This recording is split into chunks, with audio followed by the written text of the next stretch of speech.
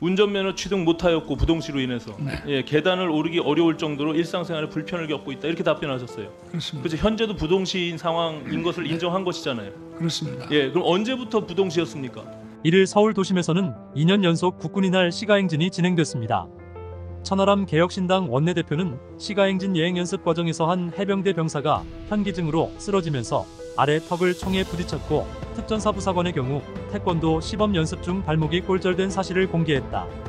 그는 만성적인 세수 부족 상황에서 국민의 혈세를 대통령과 군 장성들을 위한 병정 노름에 쓰고 있다면서 중상자가 발생하면서도 과거 군사정권 시절을 연상하게 하는 시가행진을 과도하게 추진할 필요가 있는지 의문이라고 비판했다. 2019년 국회 검찰총장 후보 청문회에서 윤석열은 병역 면제 사유가 부동시로 일상생활을 할 수 없다는 등 발언을 하였습니다. 영상 보시겠습니다.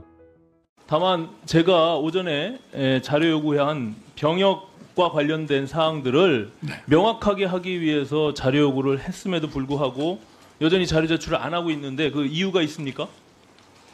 글쎄, 제가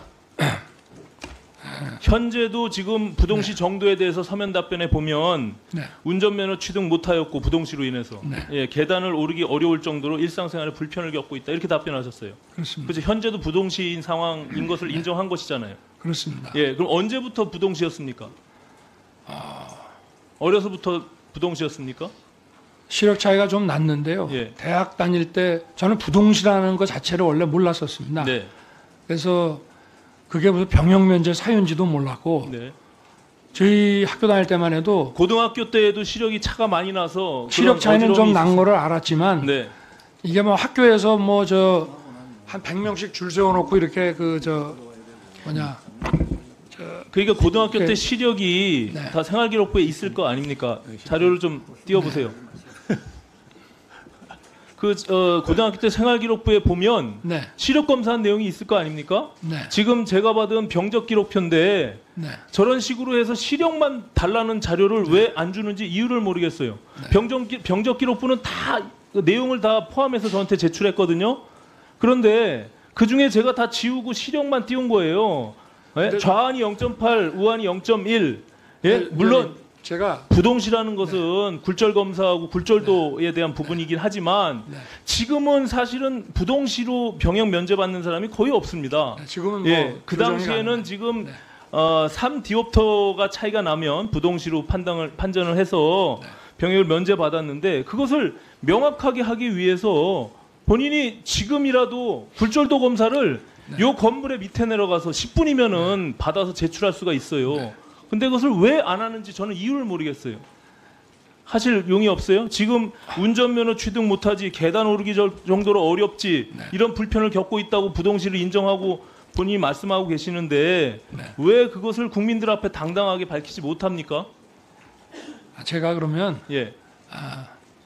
오늘 뭐 청문 중에 가서 하기보다 네. 제가 굴절도 검사를 한번 해가지고 위원님께 제가 지금 여기 지금 시력에 0.8, 0.1 이렇게 나와 있고 저게 거의 뭐 한 40년 전에 저거지만 제가 사실은 저거보다 왼쪽 눈은 훨씬 좋았고 오른쪽 눈은 0.1이 안 됐었습니다. 시력과는 무관하게 무관합니다. 예, 굴절 예. 검사를 하셔야 되는데 지금도 제가 시력 검사하면 왼쪽이 1.0이 넘습니다.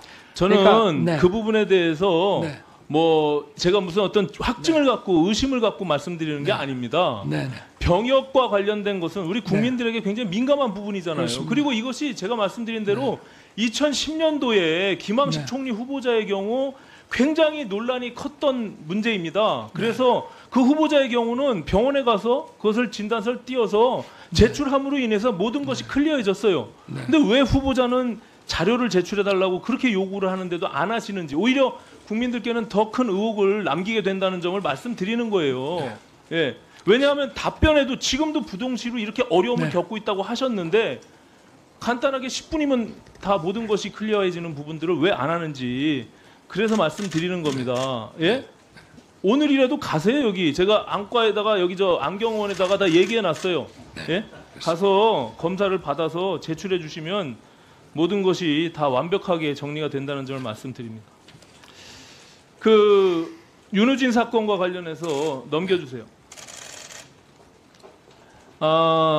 윤우진 사건은 윤우진 전 세무서장이 지난 2013년 육류 수입업자로부터 세무조사 무마 청탁 명목의 금품을 받은 혐의로 경찰 수사를 받던 중 해외로 도피했다. 이후 태국에서 체포돼 국내로 송환됐고 검찰 수사를 받았지만 대가성이 없다는 이유로 2015년 무혐의 처분됐다. 윤우진 전 세무서장은 윤석열과 골프도 여러 번 치며 가까운 사이로 알려져 있습니다. 2012년도 당시에 민주당에서 작성한 내부 문건으로 알려진 7월 5일자 시사저널의 기사 내용입니다. 거기에는 그 후보자의 이름이 실명으로 거명이 됩니다. 윤석열이 윤우진 골프 접대 향응의 고정 멤버였다, 이렇게 나와 있습니다. 또 용산 캐피탈 롯데 일식당을 주로 이용했는데 윤우진이 검찰 핵심 간부들을 모아놓고 이렇게 언급이 되어 있습니다.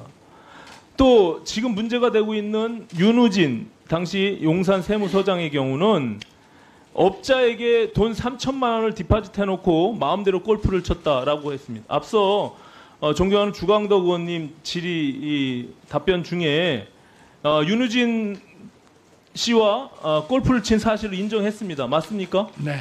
예. 근데 뭐 한 번 정도라고 말씀을 하셨는데 한두 번 정도 된다고 말씀을 드렸고요. 네. 한두 번? 네. 예. 그 본 의원이 서면 질의를 했는데 네. 그 한두 번의 골프장이 스카이 72 골프장 맞습니까?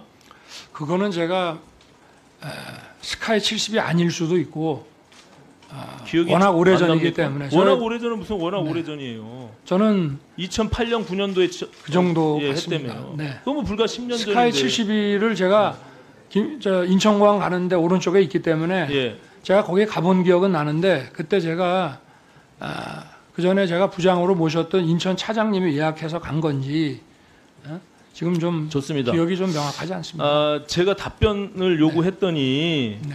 그냥 애매모호하게 그 워낙 특수검사 수사를 많이 하셔서 그런지 몰라도 기억이 잘 안 난다는 정도로 예? 네. 그 스카이 72 골프장에 출입한 사실은 없는 것으로 기억한다. 제가 사실은 스카이 72 골프장 출입을 한 적이 있다면 네. 동행인이 누구인지를 알려달라고 했더니 네. 제가 묻지도 않은 2011년 12년도 당시에는 출입한 사실은 없는 것으로 기억한다. 왜 이런 식으로 답변을 하셨습니까? 제가 특정해서 11년부터 12년에 출입을 했냐고 묻지도 않았는데. 그래서 예? 제가 그 질의 예. 서면 그 답변서를 작성하는 팀에다가 네. 제가 말은 했는데 그렇게 나왔는지는 저는 잘 모르겠습니다만은 하여튼 제가 스카이 72를 갔다고 만약에 가정을 한다면 아마 2009년 이전일 거로 생각이 된다는 얘기입니다. 저게 아마 그 수사 때 뭐 나온 얘기들이 2011년, 12년을 가지고 막 수사를 했다고 하는 얘기가 있기 때문에 그래서 아마 거기에 대해서 얘기를 한 게 아닌가 이렇게 생각이 됩니다. 네. 입니까? 아니면은 아주 친한 검찰 후배의 형으로 지금 답변을 하셨는데 그렇습니다. 그냥 뭐 아주 그냥 무관한 그런 관계예요? 한두 번 만났던 관계예요? 아니 한두 번이 아니고 꽤 있는 예, 관계인 것이죠? 저하고 가까운 후배 검사의 친형이다 보니까 네, 자주 만나셨나요? 자주는 아니 그분도 바쁜 분이고 네, 저 역시 어떤 분을 뭐 1년에 몇 번씩 만날 만큼의 시간 여유는 없고 네. 한 1년에 한두 번 정도 만나지 않았나 이렇게 생각이 됩니다. 윤석열 김건희 부부의 불법과 탈법을 비호하느라 검찰과 경찰 감사원 등 권력감시기구의 권위와 기능이 본질이 상실됐습니다. 해병대체 상병 사망 사건 수사 외압과 임성근 구명 로비 영등포 경찰서 마약 수사 외압 과정에서 대통령실과 검찰, 경찰, 국방부와 등 국가의 또 다른 한 축의 기강이 무너져 내린 것과 마찬가지입니다. 그리고 김문수 노동부 장관이나 안창호 국가인권위원회 위원장, 김영석 독립기념관장처럼 해당 기관의 목적과 정반대의 친인류 라이트 가진 인물들을 기관장에 임명해 직접적으로 국가 기능을 파괴하고 있습니다. 나라가 풍전등화의 위기에 처해 있습니다.